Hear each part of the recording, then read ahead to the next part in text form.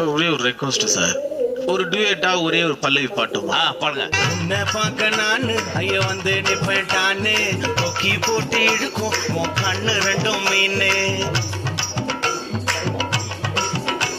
என் அப்பா கொஞ்சம் ஃபிட்டு, எங்க அம்மா ரொம்ப ஸ்ட்ரிக்ட். பின்னாடி தெரிய வேணாம், நீ நடைய கொஞ்சம் கட்டு.